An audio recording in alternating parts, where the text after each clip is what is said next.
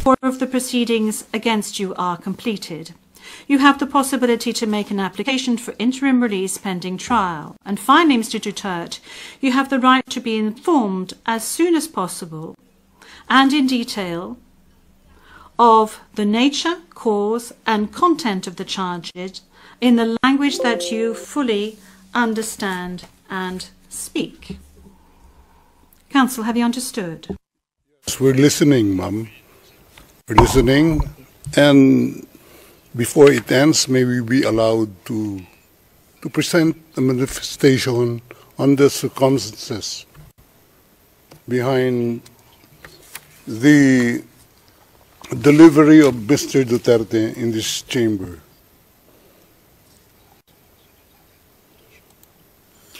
Oui, Maître, je dois d'abord demander... Yes, counsel.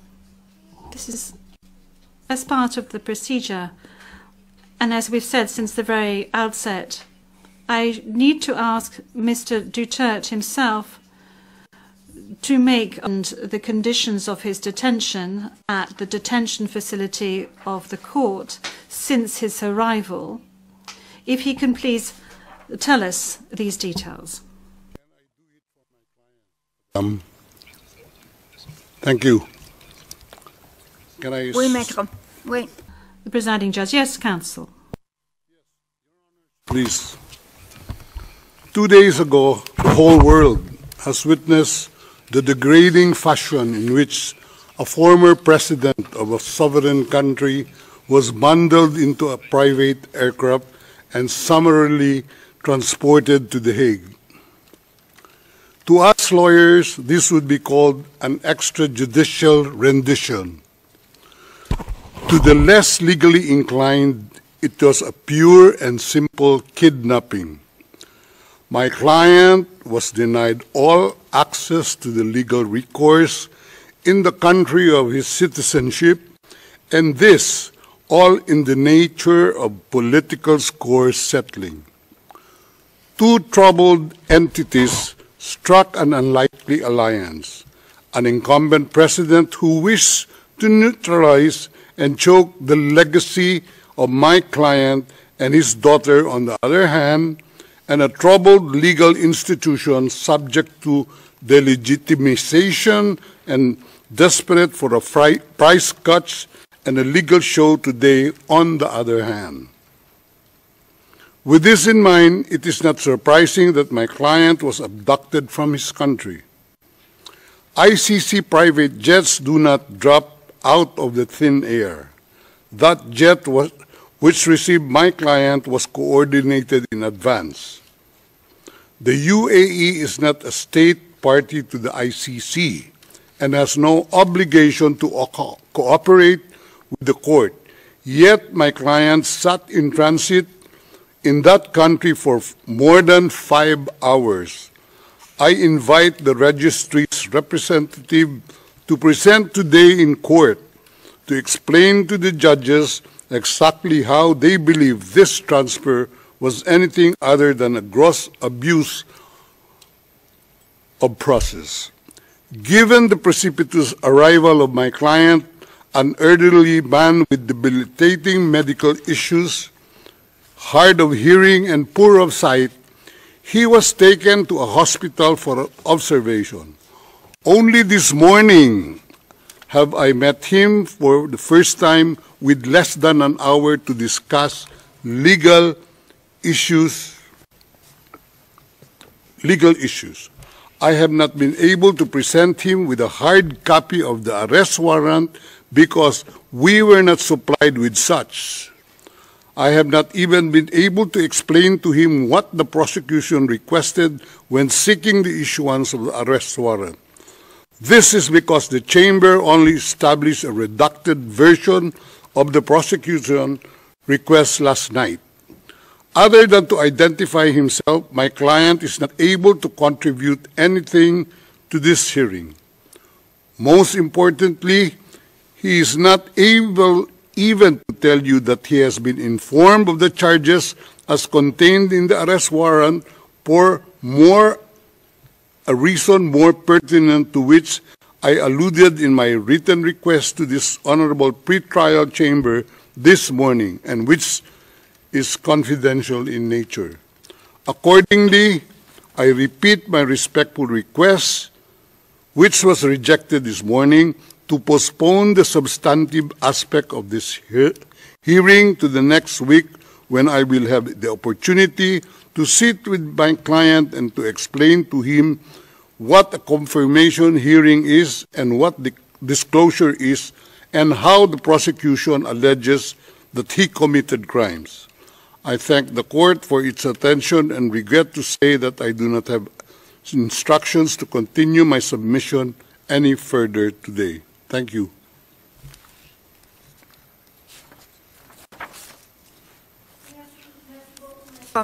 D'abord, concernant... Thank you, Counsel. Now, with regard to the health issues of Mr. Duterte, I believe that the court has taken specific measures with regard to his health situation, and I note that subsequent to his arrest and when he arrived at the detention center, the court's doctor was of the opinion that you were fully mentally aware and fit, and that you have undergone further checks and tests at the detention facility.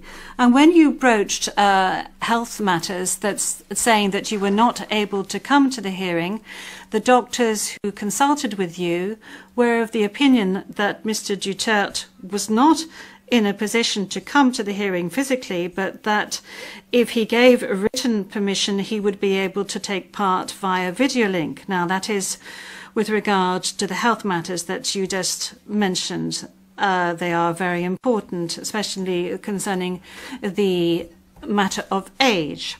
Now, with regard to the rights of Mr. Duterte, we have before us the registrar's or the registry's report that says that Mr. Duterte has been informed of his rights, including Articles 66 and 67 of the Rome Statute, and that that he is aware of his rights and that he is also aware of the charges against him. We have before us the report of the registry saying that he was also aware of the warrant of arrest in the English language and that he is very well versed in the English language. Once again, you have the possibility of these charges being read in English, which was the case today. I have read to you in the French language the rights that he has, Mr. Duterte, before this court, and I'd like to specify once again that this is an initial hearing. In order for Mr. Duterte to be aware of his rights and the charges against him, and then there will be a full procedure that will unfurl leading up to the confirmation of charges that will enable Mr. Duterte to raise all the matters that you have just raised with regard to the warrant of arrest, with regard to the crimes committed, with regards to the charges, and any other matters associated with his arrest, and the matters of jurisdiction of the court. You have the opportunity to do this throughout these proceedings leading up to the actual confirmation of charges hearing. Now, Counsel, with regard to your request for another hearing to be held next week, well, your initial request, that was, this was not accepted by the court.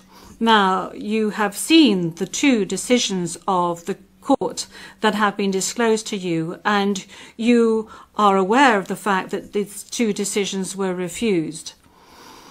And this is by dint of the fact that this first initial appearance hearing does not need much preparation, as I have said to you on a number of occasions.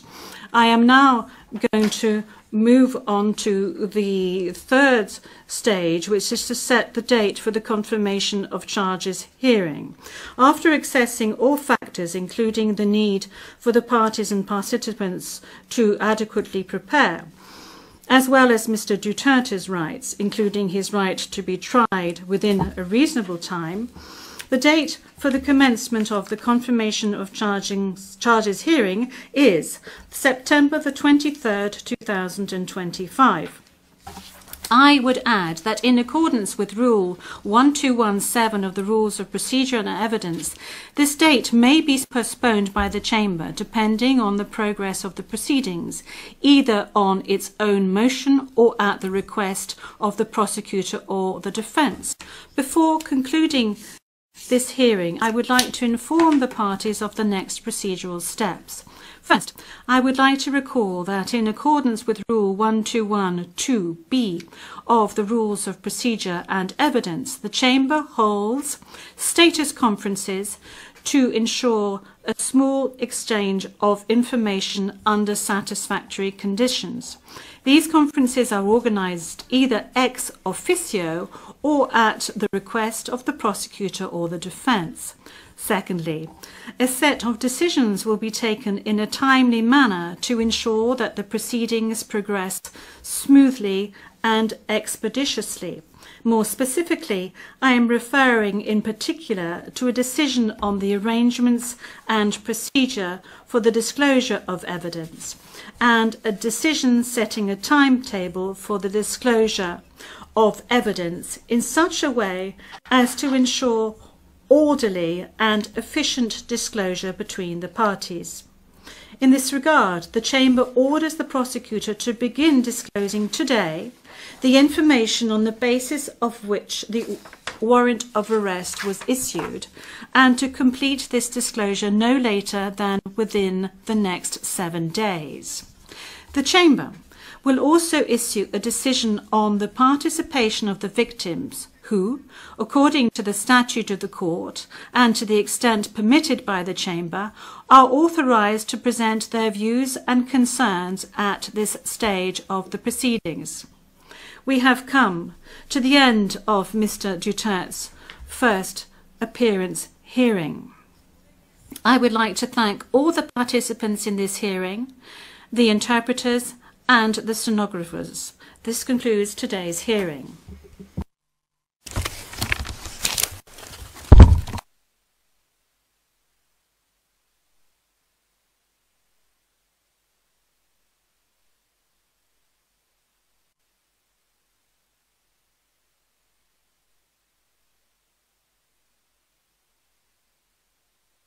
Ng suporta dito at sa ating mga kababayan na nandoon sa Pilipinas, nagpapasalamat ako sa pagpapakita nila na galit at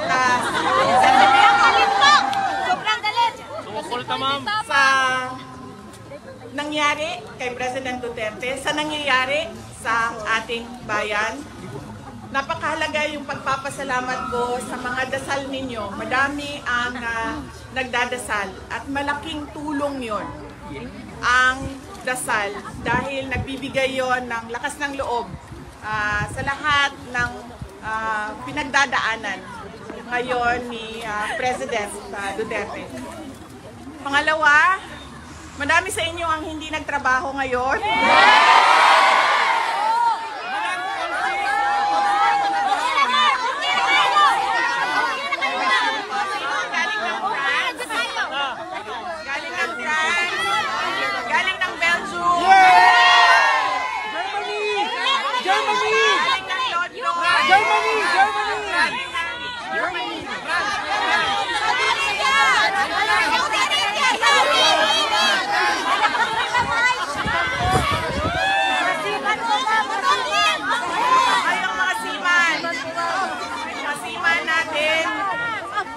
Kayo, sir.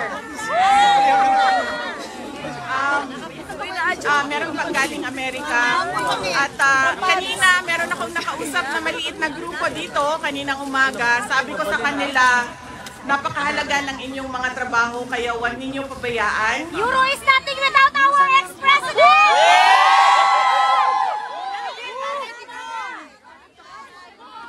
Yes, dahil alam ko breadwinners kayo lahat. Hindi nyo gusto mapagsapalaran sa ibang bansa, maiwan ang pamilya ninyo.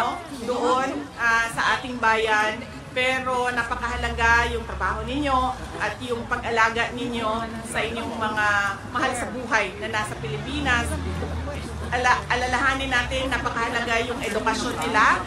Kailangan natin paulit-ulit na sabihin sa kanila na yun ang magpapabago sa buhay nila, ang edukasyon nila. So maraming salamat dahil it is heartwarming na kahit mawalan kayo ng trabaho, mawalan kayo ng sweldo sa isang araw, mabawasan ang inyong leave. Pagalitan ng mga asawa. At meron pa sa inyo ay nakapag-absent kahit wala ng leave.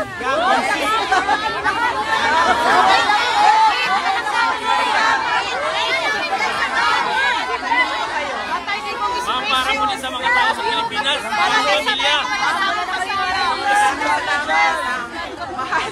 Mahal ko kayo. Kaya meron po kaming imbitasyon sa inyo, paanyaya sa inyo na tayo ay magsama-sama sa March 23. Sabi po ng mga tiga-Netherlands ay Sunday po yan.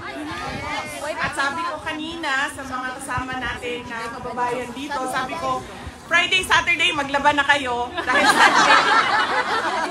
Sunday, magkita-kita tayo sa March 23. Location mo! Dito po, sa Netherlands. Hindi ko lang alam kung sa Amsterdam, sa Hague, pero dito siya sa Netherlands. Saan siya i-announce? Saan po siya i-post, ma'am? Asa siya i-post? Asa siya i-post? Ang pagkakaalam ko, meron kasi kayong mga group leaders. Yes, ma'am. Iba't ibang Okay, good. Sige, sige. Okay, that's nice. Meron pong ginagawang meeting. Kahapon may ginawang meeting. Di bali po, sasabihin ko sa kanila na i-post nila publicly para kahit yung hindi membro ng grupo ay alam nila kung saan sila. Suporta!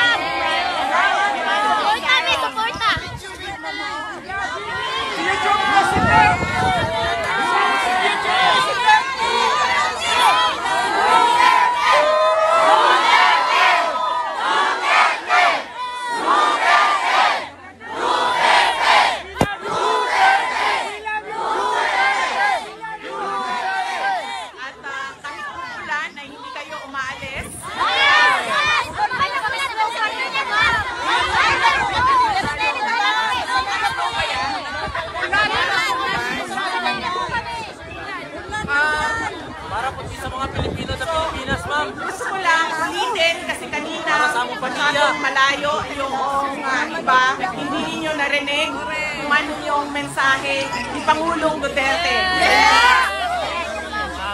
Sabi po niya, dahil sinabi ko, madami ang nasaktan. Madami ang umiiyak.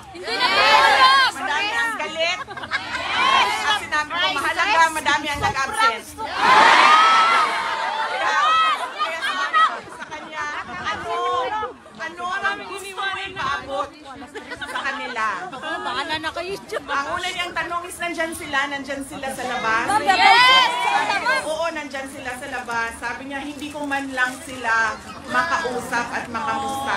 Sabi ko, darating tayo dyan. Pero sabi ko, ibigay mo muna ngayon sa akin ang mensahe mo para sa kanila. So sinabi niya, unang-una, relax lang. May hangganan ang lahat. There is a day of reckoning.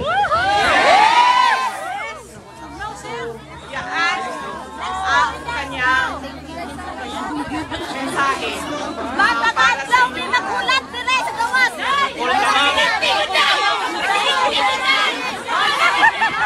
Pag-presidente, ma'am!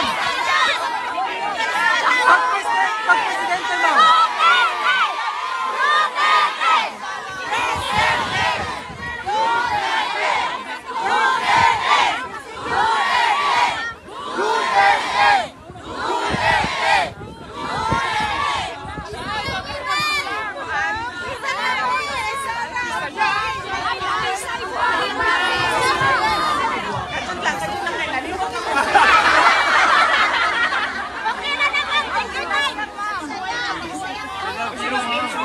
na nato. Okay, naalala ko na. Tinanong ko din siya. Kasi masakit sa akin na nakikita na umiyak kayo. Yes! Masakit sa akin yon. Kasi, alam nyo yon, para, hindi naman kasi dapat ginagawa sa inyo yan. Ano mo yun? Hindi dapat siya ginagawa sa inyo yan. So, tinanong ko siya.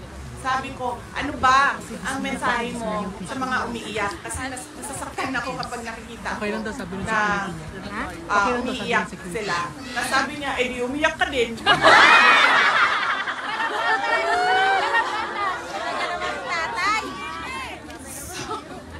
So usual na, alam niyo na, yung sense of humor. So sabi niya, di umiyak ka din. And sabi ko sa kanya, alam mo, wala akong masasolve na problema kung iiyak ako.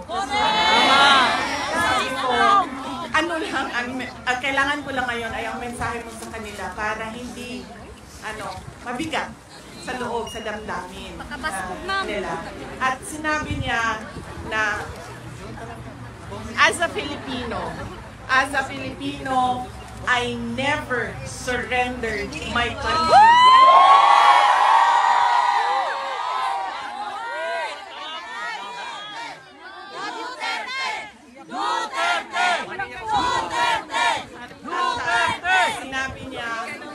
Wala kayong masabi na meron akong Pilipino na binigay sa mga dayuhan.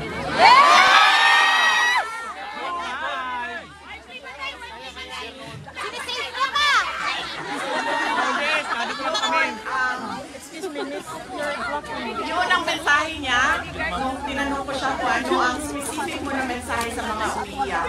Parang hindi ata yun papatigil sa iyak niyo. Unfortunately, yun ang mensahe niya. Yun ang sentiments niya na gusto niya daw malaman ninyo na hindi niya daw talaga sa lahat ng kanyang pagtatrabaho para sa ating bansa, ibinigay ang ating bansa sa mga dayuhan.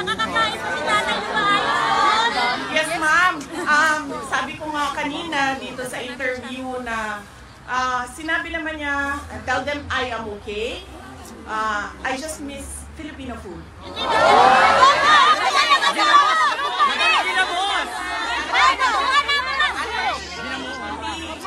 Hindi ito Pilipinas na pwede ka magdala. Pagkain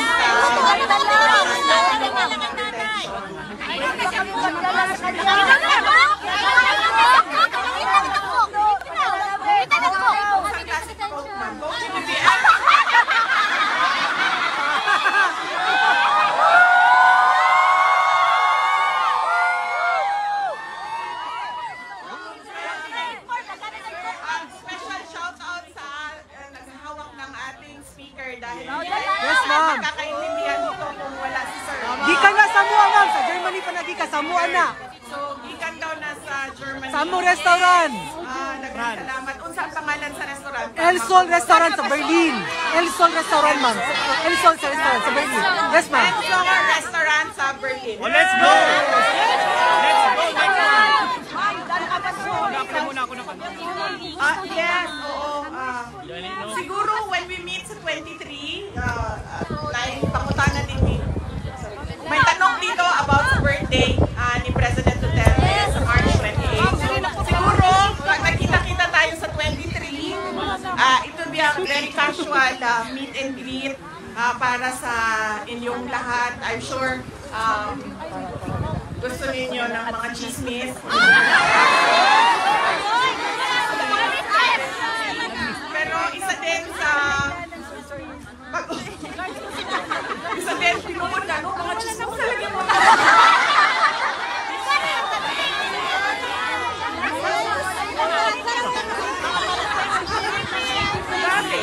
Grabe ka chismis sa mga Pilipino. Naman! Daghan sa magsilingan, mag-away tungkol sa chismis.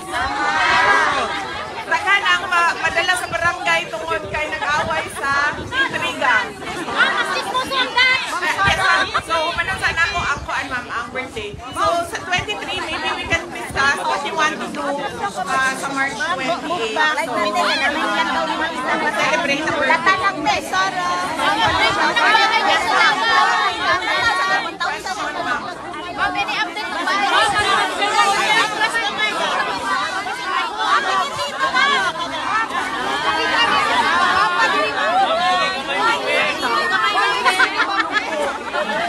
Kailan ako uwi?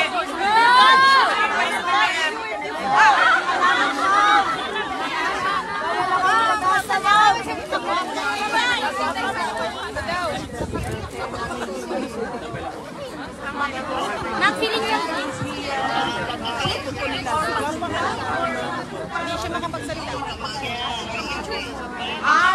Actually, hindi ko din alam. Kasi hindi ko nakausap ang doktor.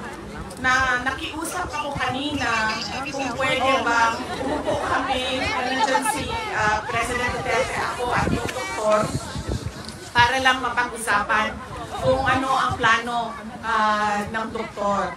Pero hindi kasi ganun kadali doon sa loob yung mga ganun na bagay. Kaya sabi ko sa kanya, Papa, kung may nararamdaman ka, sabihin mo sa kanila. Huwag mo sabihin na okay ka lang. Kasi alam niyo naman si PRD, macho yung macho yung image niya, di ba? Lalaking lalaki na magtataka ka na lang na namatay na kasi hindi nagpapacheck.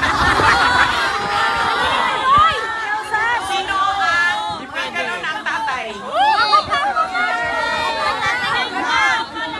Diretso na lang nag-stage 4 cancer dahil simula nung pinanganak siya hanggang nagkasakit siya, hindi siya nagpa-check up. So, sabi ko sa kanya, huwag mong itago. Kung may nararamdaman ka, sabihin mo sa doktor.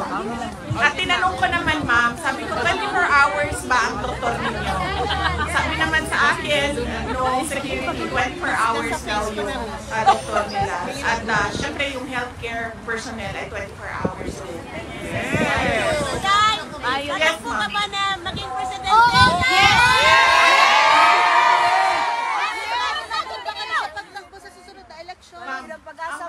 Ang akin na kasiwag, ang fear ko, do we still have a country by 2028? Nakita lang tapat!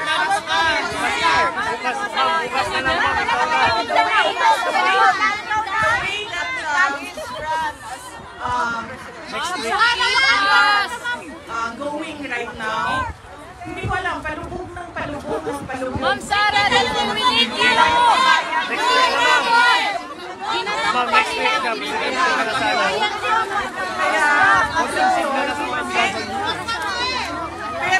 Pero alam nyo, magtiwala lang kayo sa Diyos. Yes!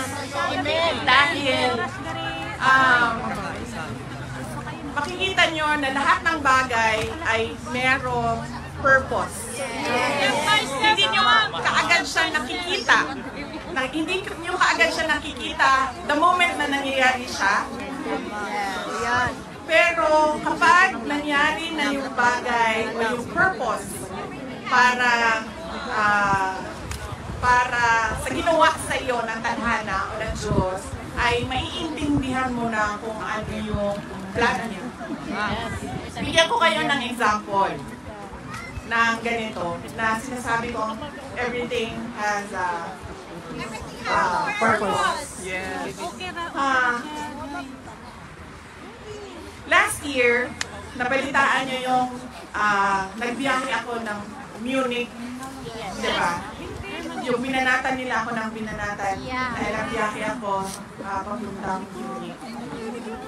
Ang anak ko, nagsabi siya sa akin, Mama, gusto ko manood ng Taylor Swift concert.